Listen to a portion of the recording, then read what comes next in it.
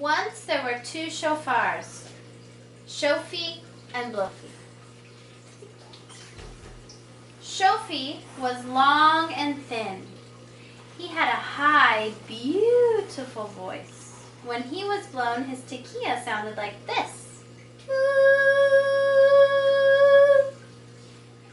Blowfy was short and chubby. He had a lovely, deep voice. When he was blown, his tekiah sounded like this.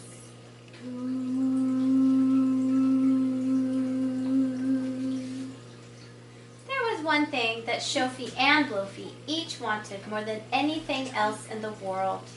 They each wanted to be blown in the synagogue on Rosh Hashana.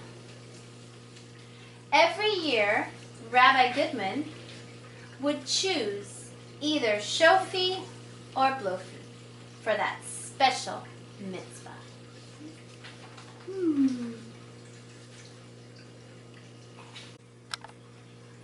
One year, during Elul, before Rosh Hashana, the two shofars were especially anxious to be chosen. As Shofy lay in his drawer in the storage room of the synagogue, he prayed to Hashem. He said in his high, beautiful voice, "Hashem, please let me have the mitzvah being blown this Rosh Hashana."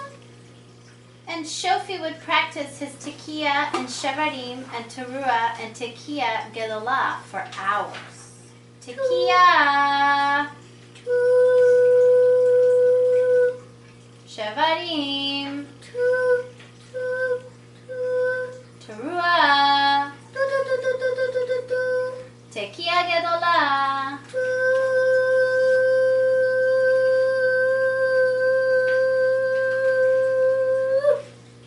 Blowfy lay next to Shofy in the drawer. He was also very anxious to be chosen. He too prayed to Hashem. And he said in his lovely deep voice, "Hashem, please let me have the mitzvah being blown this Rosh Hashana." And Blowfy in his lovely deep voice would practice his tekiah, shevarim, and teruah and tekiah gedolah for hours. Tekiah, shevarim, teruah, tekiah gedolah.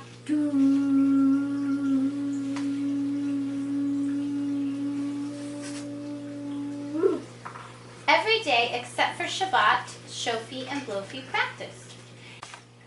You can imagine how nervous they were when it was 2 days before Rosh Hashana and Rabbi Goodman opened the door to their room to pick one of them.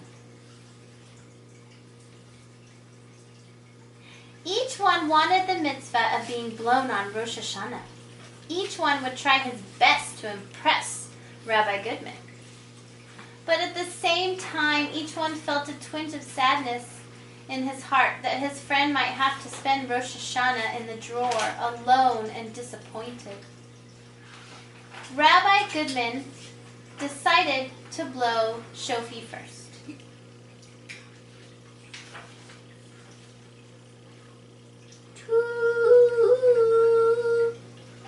What a clear and beautiful tekiah Shofy made. Rabbi Goodman then blew Blowfy.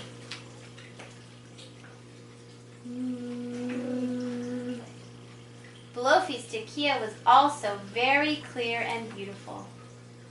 Now Rabbi Goodman was puzzled. I don't know which one of you to pick. You both sound so perfect.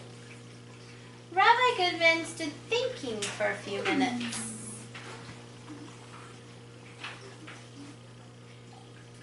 I know what I'll do. I'll ask you a question, and the one who answers it the best will be my shofar on Rosh Hashana.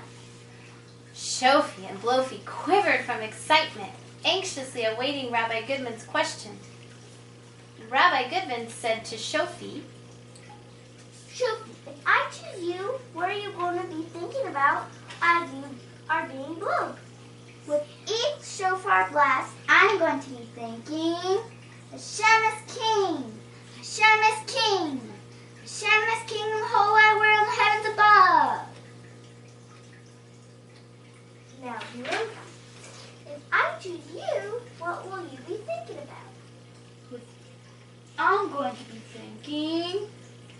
to do teshuvah.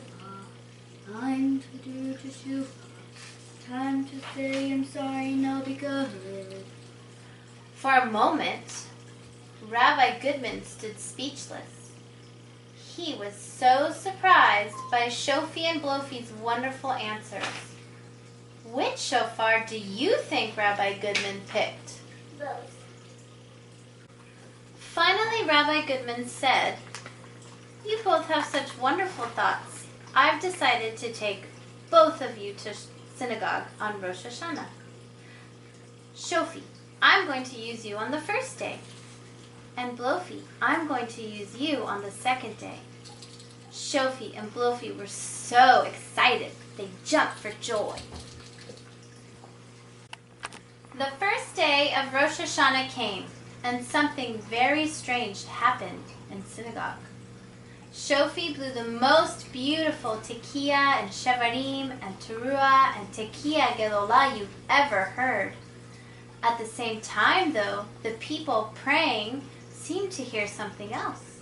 Can you guess what they heard?